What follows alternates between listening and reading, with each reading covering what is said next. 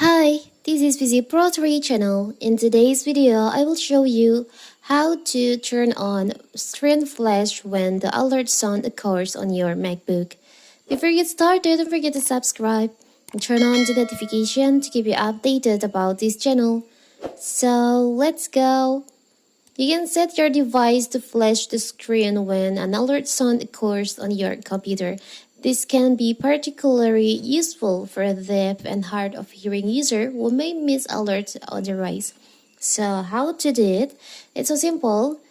To enable the screen flash notification or alert, you can just go to your system preferences on your MacBook. You can open your settings or system preferences on your MacBook. Here.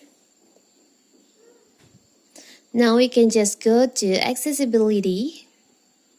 Click on accessibility. From accessibility, on the hearing section, you can just click on audio. And then from here, you can see there is an option flash the screen when an alert sound occurs. Before you enable, maybe you can just test the screen flash first. It turns out like this.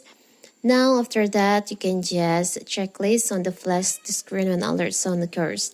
So now when your alert sound occurs on your MacBook, the screen will be flashed.